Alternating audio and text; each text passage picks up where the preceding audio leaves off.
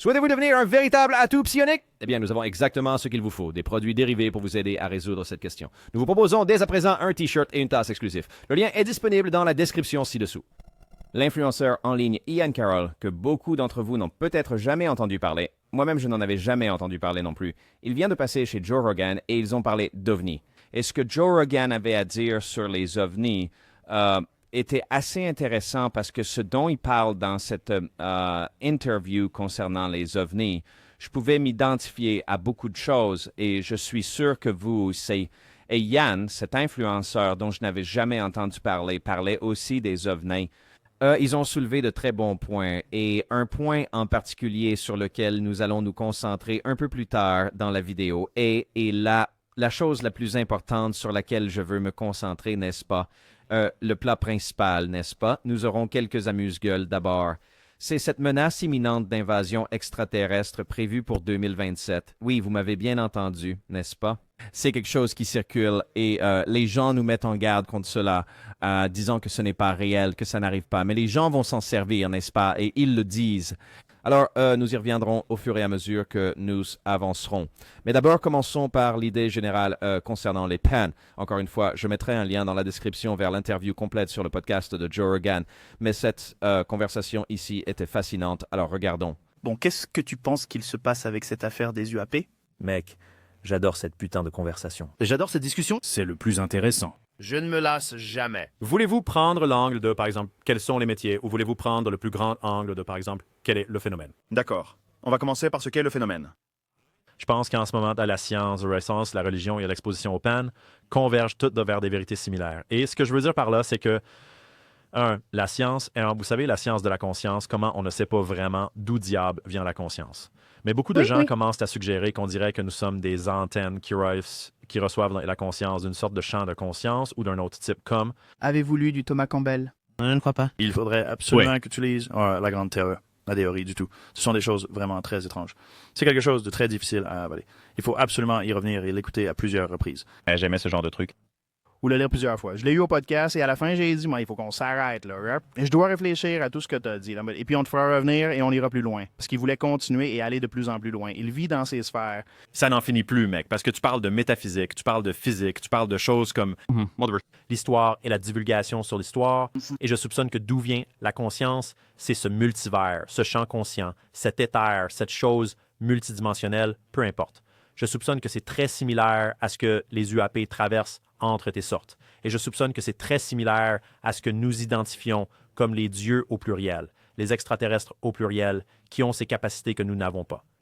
Ainsi que Dieu, le Dieu singulier, qui est probablement le plus haut, au-dessus de toutes ces choses. Je soupçonne qu'il existe une version de toutes ces choses qui commence à converger vers une seule vérité.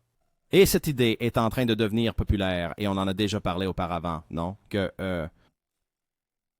tout ce que les êtres humains... Vous savez, les êtres humains ont fait l'expérience de ces phénomènes depuis très, très longtemps. Et ils ont en fait utilisé une multitude de manières différentes pour les décrire, n'est-ce pas? En fait, ce qu'il essaie de dire, c'est que, vous savez, l'idée que ce que les gens percevaient comme des extraterrestres ou comme des anges, des démons, des dieux, autrefois, n'était en réalité qu'un phénomène d'OVNI, n'est-ce pas? Mais ils l'ont simplement décrit d'une certaine manière, n'est-ce pas? Et ont bâti des religions autour de ça. Mais en réalité, c'est juste un phénomène d'OVNI dans son ensemble, comme si tout venait du même endroit. Je ne sais pas. J'aimerais savoir ce que vous en pensez dans les commentaires.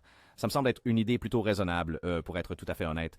Parce que quand on découvre le remote viewing, ce qui m'a vraiment ouvert les yeux, c'est de savoir combien d'argent la CIA a investi dans le remote viewing au fil des ans.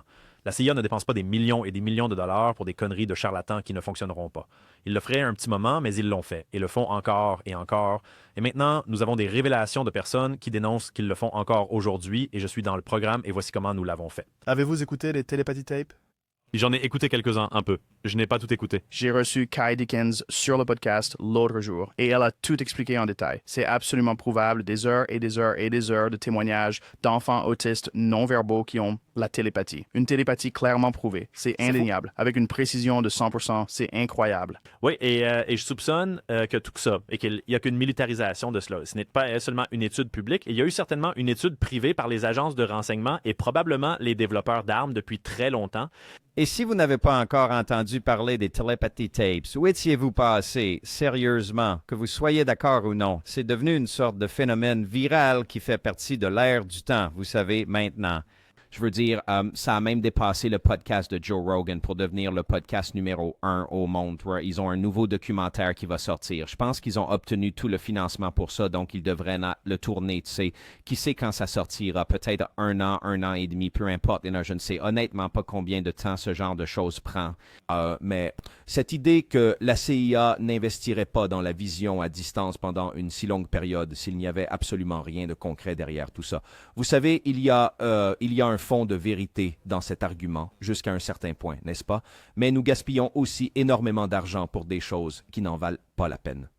Si l'on regarde les dépenses du gouvernement et ce sur quoi nous avons dépensé de l'argent, et je parle de millions de dollars pour certaines des choses les plus folles que vous puissiez imaginer, qui n'ont absolument aucun sens, il n'y a absolument rien derrière. C'est de l'argent qui est purement et simplement gaspillé, n'est-ce pas? Donc, vous savez, ce genre de choses arrive aussi, n'est-ce pas? Alors, je ne sais pas vraiment. Est-ce que cela signifie que c'est la vérité simplement parce que le gouvernement y a investi des fonds? C'est une question difficile, vous savez. C'est une pente très glissante si c'est là votre argument. N'est-ce pas? C'est là que ça devient une pente très glissante. Alors, mais en même temps, la vision à distance est un aspect tellement fascinant des phénomènes UAP parce que c'est quelque chose que vous pouvez essayer vous-même, n'est-ce pas? Chez vous. Vous n'avez besoin de personne pour le faire. Vous pouvez l'expérimenter par vous-même et voir si ça fonctionne. Et ça, j'aime bien, n'est-ce pas? C'est cette partie-là de la chose. J'ai tenté l'expérience moi-même. Je n'en ai absolument rien tiré de concluant, pour être tout à fait honnête avec vous. Je n'ai jamais rien vu dans mon esprit. Jamais, tu sais. Tout ce que je dessinais n'avait rien à voir avec ce qu'était la cible. Mais c'est fascinant, non? Et il y a beaucoup de gens qui font beaucoup d'affirmations à ce sujet. Et il y a eu quelques réussites avec ça, non? C'est difficile à contester. Alors, je ne sais pas. Quelle est votre position sur la vision à distance? Dites-le moi dans les commentaires. Franchement, j'ai été très surpris de la réponse d'Elon à ta question alien l'autre jour, que tu ne pouvais de toute façon pas aborder. C'est comme ça que je prends toutes ces réponses à propos des aliens. Oui, c'est comme bel essai. Il fallait que j'essaie. Mais non. Regarde, je ne lui en parle pas hors antenne non plus. Oui, je veux dire, il faut respecter la vie privée d'un homme. Il a des accords de confidentialité à gogo pour ce genre de choses. Aussi, il a une habilitation de sécurité militaire top secrète et il dirige SpaceX. Bingo. Ouais, je dirais rien du tout. Et c'est là que la Terre plate intervient. Oh, ils sont tous réels. Ils sont très subtils. Je dirais ça aussi. Exactement. Et je pense que la Terre plate, beaucoup de preuves citées pour la Terre plate, comme par exemple la NASA truc des images. Et si on y regarde de plus près, c'est putain d'évident que la NASA diffuse de fausses images. Ils sont clairement sur des câbles dans certaines de ces images. Clairement, certaines de ces images sont sous l'eau et il y a des bulles putain qui remontent et tout. Mais ça... Mais attends, les bulles, tu dis... Tout comme la NASA publie toutes sortes de séquences, depuis l'ISS, des flux en direct ou des vidéos, et personne ne les regarde jamais. D'accord, qui regarde des séquences d'aléatoires de la NASA? Tu penses que des images de l'ISS sont fausses? Il y a beaucoup d'images que l'on peut trouver en ligne qui proviennent de la NASA où il y a comme des petits dérapages ou comme un gars qui font leur truc en apesanteur et puis le copain tend la main et attrape un fil pour aider son copain à revenir dans le cadre, comme des petits dérapages de l'ami où ils essaient juste d'orchestrer. Oui, là, et... Je n'ai jamais rien vu de tout cela. Et qui sait si c'est... Qui sait si c'est réel ou non? Ça a l'air ridicule. Oui, donc, tout ce que je dis, c'est que ça, c'est cité par les platistes comme « la NASA nous cache la Terre plate ». Et ce que je dis, c'est qu'il y a une multitude de raisons pour lesquelles la NASA cacherait et produirait de fausses images de quelque chose comme l'ISS, et absolument chacune d'entre elles rime avec « alien ». Alors, écoute, il y a plusieurs éléments à prendre en compte. Le premier point, c'est le début de l'histoire avec Elon et ce qu'il aurait dit, parce qu'Elon est allé sur le podcast de Joe Rogan tout récemment, et j'en ai parlé, et Elon, tu sais, il dément complètement toute cette affaire. Il dit, moi, je le saurais s'il y avait quelque chose. Là, il n'y a absolument rien. Vous savez, j'ai un laissez-passer de sécurité avec accès total. Vous savez, une habilitation de sécurité complète et je n'ai absolument rien vu, n'est-ce pas? Et je connais toutes ces entreprises aérospatiales de pointe et elles n'ont pas ce genre de choses, croyez-moi. Je l'utiliserais si je l'avais fait, tu sais, peu importe. J'ai fait une vidéo à ce sujet, je mettrai un lien dans la description. N'hésitez pas à y jeter un œil. Maintenant, cette autre partie concernant la NASA, vous savez, qui truque des images, ce genre de choses, ils ont été pris en flagrant délit en utilisant des fonds verts, des câbles. Vous savez, certaines des choses que dit Yann sont vraies. Ce qui est inhabituel à propos de cette vidéo, ce n'est pas ça. C'est que Joe Rogan, il dit, je n'ai jamais rien entendu de tout ça. First story sur The Regas. Vous savez où j'ai appris toutes ces choses-là? C'était sur Joe Rogan. Joe Rogan en parlait sans arrêt. Comment la NASA truquait des photos et des séquences vidéo, des choses qui n'avaient absolument rien à voir avec l'alunissage, alors qu'ils disent, oh, j'ai entendu parler de trucs sur l'alunissage, mais rien d'autre. Mais de quoi tu parles? Je l'ai littéralement appris de lui. Il ressortait les photos. Jamie affiche-les. Il les affichait et montrait le gars incrusté sur fond vert et tout ça. pour des séances photos, non. Je l'ai littéralement entendu de Joe Rogan, alors peut-être qu'il a juste oublié. Je ne sais pas, c'était un lapsus assez intéressant là. Parce que s'il y a une quelconque forme d'extraterrestre qui se trouve par ici, il est très possible qu'il soit là-haut dans cette putain de station spatiale ou qu'il puisse être, je ne sais pas. Et je ne dis pas que je suis certain qu'ils le sont, je dis juste que les gens ont tendance à regarder une preuve et à sauter trop vite sur une explication qu'ils sont sûrs d'être la bonne, et parfois il y a d'autres explications. Et les extraterrestres s'appliquent à tant de facettes de notre monde, comme les démons qui me semblent très similaires au phénomène UAP. N'est-ce pas? Beaucoup de ces croyances religieuses semblent très explicables, juste avec des mots différents, par le phénomène UAP. Comme certains de ces extraterrestres, on semble nous dire qu'ils communiquent télépathiquement, qu'ils ont des capacités énergétiques, n'est-ce pas? Ouais. Je suis juste. J'en arrive au point où je soupçonne que nous allons découvrir que la religion est comme les humains, essayant d'interpréter ces phénomènes sur des millénaires de toutes les manières humaines que nous le ferions et en racontant des histoires à leur sujet. Et je ne dis pas que Dieu n'est pas réel. Je dis que Dieu est réel et cela ne diminue pas Dieu du tout. Je pense pas que ça rend Dieu plus important et plus puissant à comprendre. Parce que d'après ce que je comprends, corrigez-moi si vous avez un autre avis. Il semble que nous recevions beaucoup de rapports qui se corroborent mutuellement, indiquant qu'il se passe plus d'une chose ici. Ce ne sont pas tous les mêmes extraterrestres, et ce n'est pas... Certains d'entre eux pourraient être nous du futur. Certains d'entre eux pourraient être nous venant des profondeurs. Certains d'entre eux pourraient être d'autres espèces.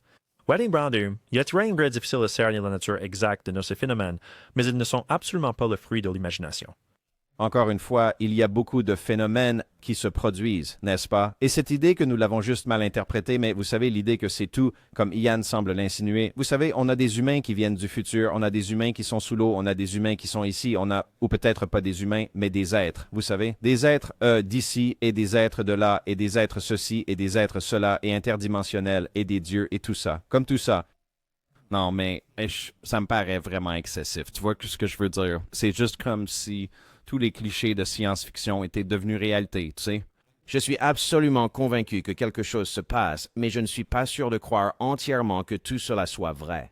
N'est-ce pas? Peut-être une partie de tout ça. Je veux dire, au bout du compte, je ne sais absolument rien. Mais qu'en pensez-vous, vous tous? Dites-le moi dans les commentaires, s'il vous plaît. Maintenant, passons au plat principal, d'accord? Cette menace extraterrestre de 2027 qui est en train d'arriver, parce que c'est vraiment de cette partie-là que je voulais vous parler. Encore une fois, j'ai abordé ce sujet dans une vidéo que Jeremy Corbell a publiée, d'accord, dans sa série sur TMZ, UFO Revolution, et il en a parlé. Et en fait, au début de cette vidéo, j'ai dit, nous devons partager ça. Partagez cette vidéo que je suis en train de faire, diffusez ce message. Ça n'arrive pas, on nous le dit en ce moment, ce sera un mensonge. Alors je vais mettre un lien dans la description. Allez voir cette vidéo que j'ai faite sur Jeremy Corbell, qui nous met en garde contre cette menace alien de 2027. Non pas qu'elle soit réelle, mais qu'ils utiliseraient ce mensonge pour vous vendre autre chose, n'est-ce pas? Alors, voici ce que Joe et Ian ont eu à nous raconter à ce propos.